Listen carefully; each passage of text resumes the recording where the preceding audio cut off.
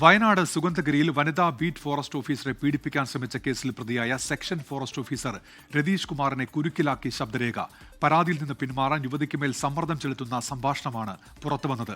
തെറ്റുപറ്റിപ്പോയി എന്ന് രതീഷ് കുമാർ പറയുന്നത് ശബ്ദരേഖയിലുണ്ട്. ഞാൻ പ്രതീക്ഷിച്ചില്ല. ഞാൻ അത്രയും ഫ്രീ ആയിട്ടാണ് ഞാൻ സാറോട് ഇടപെടിക്കൊണ്ടിരുന്നത്. മാനസികമായിട്ട് എനിക്ക് അത്രയും വിഷമമുണ്ട്. എനിക്ക് തീരുമാനമൊക്കെ കഴിയുന്നില്ല. ഇത് ഒന്നും നീ ശ്രമിക്കുക, എന്താണെന്ന് വെച്ചാൽ ചെയ്യാം, എന്നിട്ട് കാല് പിടിക്കുക, എന്താണെന്ന് വെച്ചാൽ നീ പറഞ്ഞു. സുജിത്ത് അയ്യപ്പത്ത് ഇപ്പോൾ വിവരങ്ങളുമായി ചേരുന്നുണ്ട് വയനാട്ടിൽ നിന്ന്. സുജിത്ത്, എന്തൊക്കെയാണ് വിവരങ്ങൾ? സുജിത്ത്, ഇത് സെപ്റ്റംബർ 1-ാം തീയതിയാണ് ഈ കേസിന് ആസ്പദമായ സംഭവ വികാസങ്ങൾ ഉണ്ടാകുന്നത്. സുഗന്ധഗിരി സെക്ഷൻ ഓഫീസിൽ ആണ് ഇത്തരത്തിലൊരു ലൈംഗികാതിക്രമ ശ്രമം ഉണ്ടായത്. അതായത് സെക്ഷൻ ഓഫീസർ ആയിട്ടുള്ള രതീഷ് കുമാറാണ് ഈ കേസിലെ പ്രതി. ഇതുമായി ബന്ധപ്പെട്ട് ഒരു എഫ്ഐആർ രജിസ്റ്റർ ചെയ്തിട്ടുണ്ട്.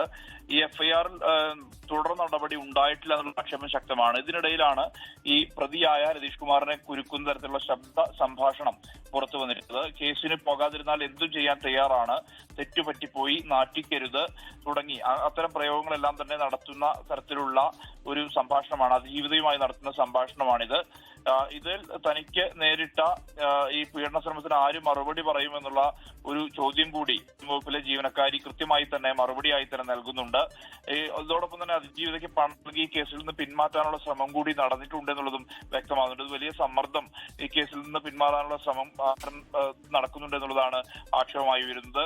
എന്തായാലും ഇത്ര ശക്തമായ തെളിവുണ്ടായിട്ടും പടിഞ്ഞാറത്തറ പോലീസാണ് ഈ കേസ് അന്വേഷിക്കുന്നത്. എന്നിട്ട് പോലും തുടർ നടപടികളിലേക്ക് കടക്കുന്നു എന്നുള്ള ആരോപണം ശക്തമായി തന്നെ ഉയരുന്ന ഒരു സാഹചര്യമുണ്ട്. ഇത് സുഗന്ധഗിരിയിൽ സെക്ഷൻ ഓഫീസിൽ 6 ദിവസം രാത്രിയിൽ ഒറ്റയ്ക്കായിരുന്നു ഈ യുവതി ജോലിയെടുത്തിരുന്നത്. ഈ സമയത്താണ് ഇത്തരത്തിലൊരു ലൈംഗികാതിക്രമ ശ്രമം രതീഷ് കുമാറിന്റെ ഭാഗത്തുണ്ടായതെന്നുള്ളതാണ് ആക്ഷേപം. നേരത്തെയും ആരോപണ വിധേയനാണ് ഇദ്ദേഹം എന്നുള്ളതാണ് പറയപ്പെടുന്നത്. എന്തായാലും ഇതുമായി ബന്ധപ്പെട്ട നടപടികൾ ഉണ്ടാകാത്തതിനെതിരെ വലിയ വിമർശനം ഉയരുന്നുണ്ട്.